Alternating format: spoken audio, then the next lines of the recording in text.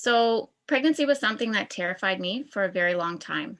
I really didn't think it was for me, and I was honestly on the fence about children for a long time. My now husband changed my mind about kids.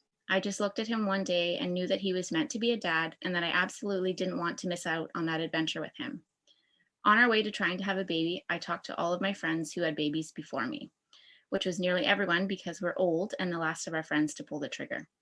I just wanted to get a read on whether or not I was tough enough to do it. One of my girlfriends said to me, "You can totally do this. It will suck and be super painful, but when it's over, you'll have an amazing war story to tell." I feel like she really hit the nail on the head. My first pregnancy was pretty easy. I was working in a kindergarten classroom at a small school in an amazing community. It felt really special to share my pregnancy with the kids there. And oh my gosh, there are so many incredible moms in that community. I felt so supported by so many amazing women.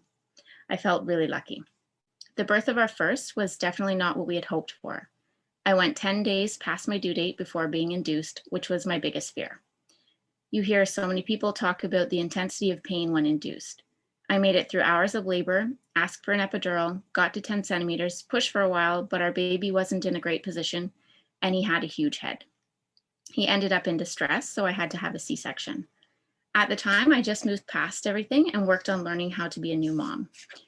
I don't think I really realized that I was dealing with so much shame and birth trauma until we started to try for our second baby during a pandemic, which I'm sure many women have a lot to say about that experience.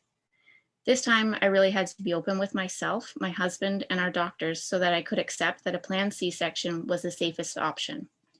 I waited until the 11th hour to make that choice, and after everything was said and done, I feel better about that birth. It was a very bizarre experience, more clinical for sure, but it was right. I felt even better about that choice when she was delivered because she came out huge and with a giant head, thanks to my husband. The doctor who delivered her said in no uncertain terms that she wouldn't have made it out any other way. Overall, I feel like I have a couple great war stories, two beautiful children, and a lot of pride in conquering my biggest fear. This one is a bit tricky for me to answer. I don't feel like I'm at a place where I'm comfortable with the newness of this postpartum body. Don't get me wrong, I am completely proud of everything my body has done, and I don't feel shame about this body. I just feel like my body hasn't been my own for a very long time. There is preparing my body for pregnancy, trying to conceive, pregnancy, breastfeeding for a year, and then we chose to start all over again a few short months after weaning our first baby. It's a lot and definitely very easy to lose the sense of ownership over your body. Right now, I'm working to appreciate this season in life, and I've accepted that this body isn't only mine for the time being, and I'm just grateful to be able to have this experience. However, if pressed, I would say that I'm proud of my C-section scar. It serves as a reminder of the strength, vulnerability, resilience, and grace that I had to find in order to let go of the guilt and shame I felt around my baby's birth stories.